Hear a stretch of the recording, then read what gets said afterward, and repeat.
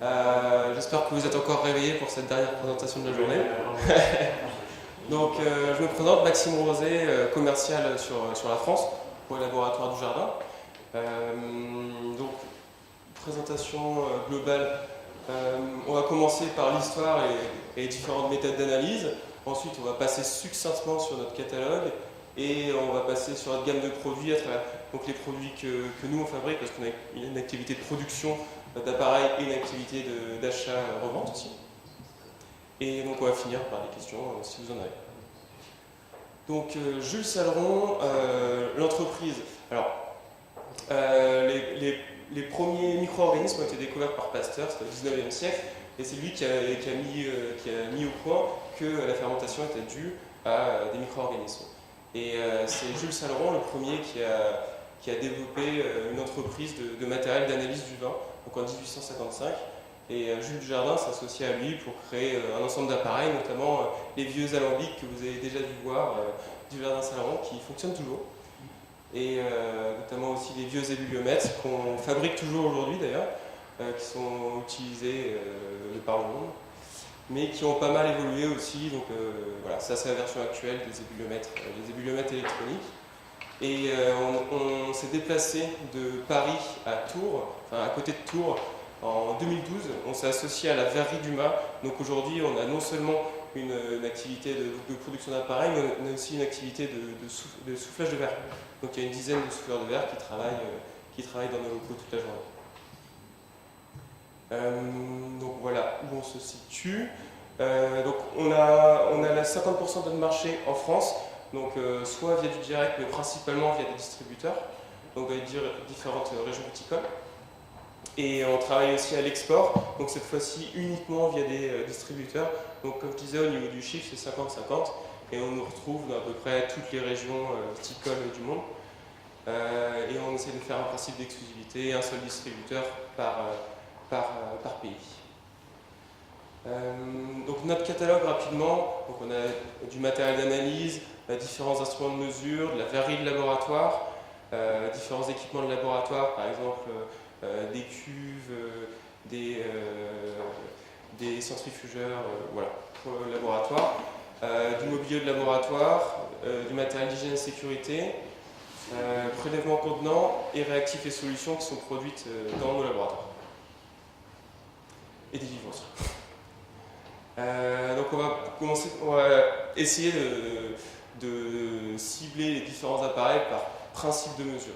Donc on va avoir la mesure de SO2 par potentiométrie qui représente un gros pôle de nos appareils. Donc comment on mesure le SO2 aujourd'hui dans les vins principalement?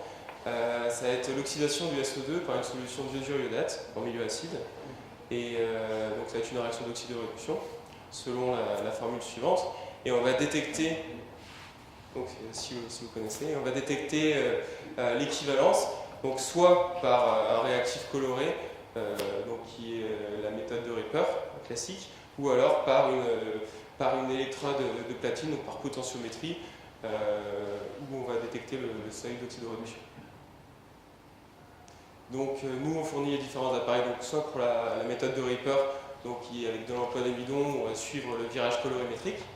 Il va y avoir le sulfilizer plus, donc par potentiométrie, qui va se faire de manière automatique, mais où on va devoir lire sur la descente de burette la teneur en iodure iodate écoulée et du coup déduire le SO2 libre au total. Et le iodolizer qui est automatique et qui va titrer automatiquement, on verra automatiquement la teneur en milligrammes par litre de SO2 libre au total. Et on fait aussi le Franz Paul, donc méthode de référence pour les laboratoires, qui sera un peu plus long, mais qui va permettre d'avoir des mesures plus précises. Donc Ripper, donc facile à utiliser, mais on aura le virage colorimétrique et influence des polyphénols et acide ascorbique. Sulfilizer plus, donc plus facile, c'est simple à utiliser pour les vignerons et c'est une bonne précision. Iodolizer, même principe, mais en plus automatisé. Et le Franz Paul, donc méthode de référence, mais beaucoup de manipulation, pas forcément facile à utiliser, mais ça peut être intéressant pour les vins sans sulfite. Pour le coup, les viticulteurs qui veulent faire des vins sans sulfite et avoir quand même le SO2 libre au total, là ça devient intéressant d'utiliser un Franz Paul. Ensuite, on a un pôle pH, acidité totale, acidité volatile. Donc le pH, c'est quoi concrètement? C'est une différence de potentiel entre l'électrode de référence et l'électrode de mesure. Donc qui va être entre 3 et 4 pour le vin. Donc c'est unité, il n'y a pas d'unité de mesure. Aujourd'hui, on a une seule électrode. Avant, c'était scindé en deux électrodes, l'électrode de mesure et l'électrode de référence. Aujourd'hui, les deux qui sont à l'intérieur d'une seule et même électrode. Voilà, c'est ce qu'on voit partout. Et donc l'acidité totale, c'est avec une titration, donc l'ensemble des acides du vin, pour ramener donc, le pH du vin à pH 7. Et pour l'acidité volatile, on va effectuer, donc pareil, on va doser les acides du vin. Du distillat, on va faire une distillation du vin et on va ramener donc, le pH à 8,2 en titrant le distillat. Donc nos appareils de titration, ça va être donc, encore une fois des kits de titration assez basiques, ou alors on aura des titrateurs automatiques, donc avec sonde de pH qui vont effectuer une titration par une solution de soude pour arriver jusqu'au pH, donc soit 7,2, soit 7, soit 8,2. Donc les plus, c'est que c'est facile pour le kit de titration, mais c'est manuel, il n'y a pas de végétation. Le Titralyzer, c'est plus rapide et on peut avoir un transfert des données sur un ordinateur. Et on sort un nouvel appareil donc en septembre qui va pouvoir mesurer donc, le SO2 et l'acidité totale et volatile, donc avec un système de passeurs, et tous les réactifs seront ajoutés de manière automatique. Donc voilà, c'est vraiment un titrateur automatique, complètement automatique comparé aux autres appareils, avec un écran tactile qui va permettre de guider l'utilisateur à travers les différentes interfaces. Et donc des analyses qui seront rapides, et avec un passeur d'échantillons de 15 échantillons qui sera disponible. On fait aussi de la spectrophotométrie, donc soit via justement achat-revente de spectrophotomètres, soit donc on a aussi un photomètre dont je vais parler après. Donc le principe c'est quoi? C'est mesurer l'absorbance d'une solution. Donc en œnologie, on va comparer la réaction produite par un kit enzymatique donc, dans un blanc, dans une solution étalon en concentration connue dans l'élément voulu. Par exemple, si on veut faire une analyse d'acide acétique, on va utiliser une solution étalon d'acide acétique, par exemple à 1 g par litre, et des échantillons de vin. Et on va mesurer donc, le changement d'absorbance dans ces différents échantillons en rajoutant les kits enzymatiques qui va être proportionnel à la concentration du paramètre analysé. Et ce qui va nous permettre d'avoir la concentration du paramètre voulu dans l'échantillon en grammes par litre. Donc nous, notre appareil qu'on commercialise là-dessus, c'est le no-module, donc ça fait à peu près cette taille-là.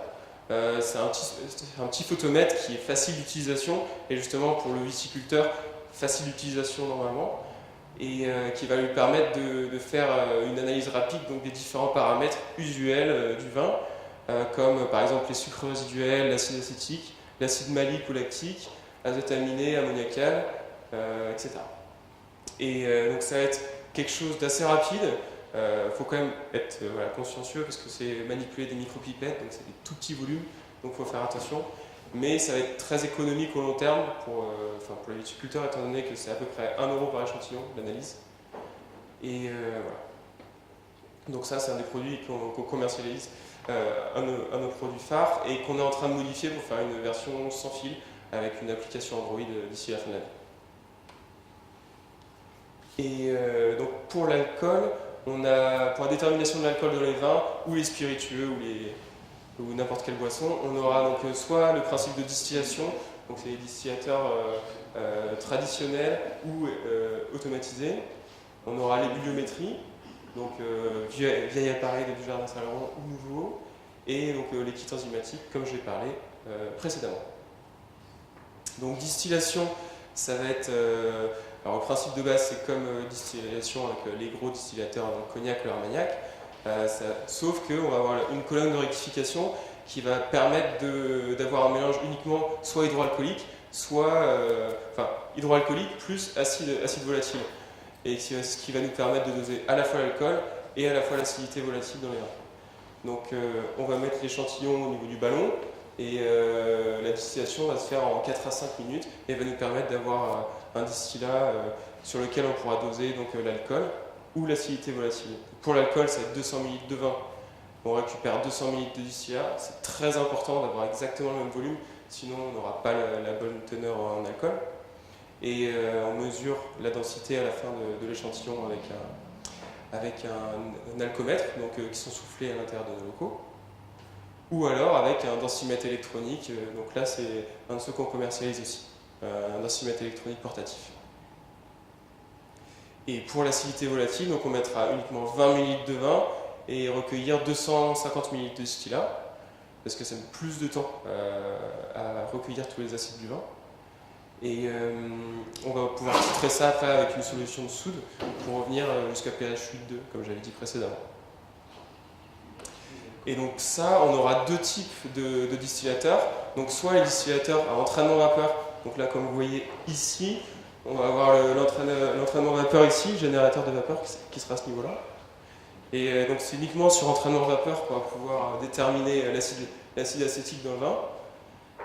Parce qu'on va aussi faire des distillateurs à chauffe directe, donc, qui vont être utilisés plus pour les spiritueux. C'est-à-dire, en fait, on va chauffer directement l'échantillon et recueillir pareil 200 ml pour 200 ml, mais il sera plus efficace sur des échantillons à forte teneur en alcool. Comme par exemple le cognac, l'armagnac, ou le whisky, le vodka, j'en passe. Donc on va avoir les distillateurs traditionnels, donc qui sont entièrement manuels, donc qui marchent, mais qui sont assez longs d'utilisation. On va avoir le Vola 2000, donc qui va être uniquement pour la volatile, qui va mettre à 6 à 7 minutes pour avoir un distillat. Donc on met le vin ici à ce niveau-là et on récupère à droite. Et on va avoir le DE 2000, donc qu'on voyait précédemment, donc qui va faire donc, à la fois la volatile et l'alcool, pour 0 à 40 degrés d'alcool, et 40 à 80 après dilution de l'échantillon. Et donc on va avoir l'Alco 02, donc j'ai des distillations directes automatiques pour les spiritueux. Et enfin le DE Evo, donc entièrement automatisé, pareil avec entraînement vapeur. Donc dans Symétrie, on a le nouvel appareil de chez Mettler Toledo, donc le Densito 2Go qui vient de sortir. Qui est disponible en bas si jamais ça vous intéresse, qui permet de suivre voilà, on peut mettre une sorte de petit patch sur les cuves et qui permet de les identifier et de suivre en fait les évolutions de leur densité. Quelque chose qui est assez intéressante. Qui vient concurrencer un peu le DMA 35 de chez Hampton Parr. Et bibliométrie. Qu'est-ce que la bibliométrie? C'est une mesure du point d'ébullition du vin. Donc l'eau a un point d'ébullition qui se trouve autour de 100 degrés. L'éthanol, son point d'ébullition se trouve autour de 78,4 degrés. Donc logiquement, on se dit, si je connais la température d'ébullition de mon vin, je devrais être capable de savoir son alcool. Le problème, c'est que ça ne marche pas comme ça. En fait, la teneur en alcool va dépendre aussi de la pression atmosphérique. Donc c'est pour ça qu'on va devoir faire un étalonnage à chaque fois qu'on fait une mesure de l'alcool. Donc on va devoir mettre un vin étalon à l'intérieur de l'ébullomètre et voir sa température d'ébullition, faire matcher au niveau du disque d'étalonnage avec la bonne teneur en alcool. Et ensuite, on va faire la mesure de la température sur l'échantillon qui va permettre de savoir la teneur en alcool exacte de l'échantillon. Donc à 0,1% près.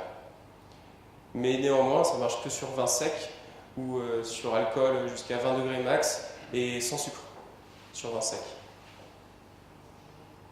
Et pas d'influence des autres composés. Donc on va avoir les ébullomètres traditionnels, donc avec ici ça va être le réfrigérant à ce niveau-là. Ici on va mettre l'échantillon et là va y avoir la chaudière, donc qui va bien fonctionner, mais voilà, l'eau du réfrigérant va chauffer. Et au fur et à mesure, il faudra la changer, il sera un peu moins précis que les autres appareils. Donc on aura aussi les bibliométeurs, que j'ai présenté précédemment, et les bibliotroniques, qui va être entièrement automatique, où on va avoir la teneur en alcool qui va être montrée directement sur l'appareil. Et donc, comme j'avais dit, la situation, c'est très précis. Là, on va être précis à 0,01 près en alcool. Et donc, il y a une méthode officielle. Donc, voilà, il faut vraiment avoir des besoins particuliers pour aller jusqu'à la distillation, ou alors avoir des spiritueux qui ont une teneur en alcool résiduel, en sucre résiduel.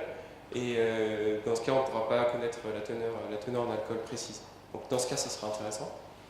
Les bibliométries, donc méthode de routine, très facile à utiliser pour n'importe quel viticulteur, peu de consommables, mais c'est limité au vin sec. Et l'enzymatique, donc comme je l'ai dit, ça peut faire beaucoup de paramètres. C'est intéressant quand on va faire beaucoup d'échantillons à la suite, mais ça nécessite une certaine rigueur d'utilisation. Donc on fait aussi beaucoup d'autres appareils. Donc comme je vous ai dit, on a une activité d'achat-revente. Voilà. Ça c'est un aperçu de tout ce qu'on fait à côté. Et donc pour résumer, nous, l'idée c'est de faire tout l'équipement de laboratoire pour le viticulteur ou pour le laboratoire d'ailleurs, donc tout ce qu'il y a besoin. Avec des appareils faciles d'utilisation et avec des résultats rapides. Et globalement, bonne qualité et SAV, bon, voilà. Donc si vous avez des questions, allez-y.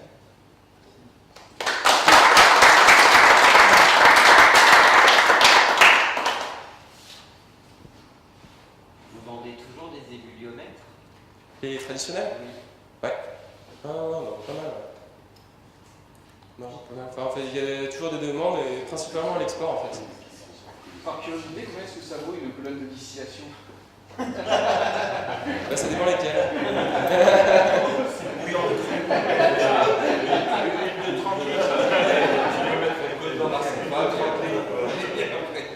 Ah, les plus gros, c'est dans les 7 000 €. Combien? 7 000 €. Ah ouais. Ah oui, quand même. Ouais, surtout que c'est pas très bon. C'est juste de l'alcool. Voilà. Merci.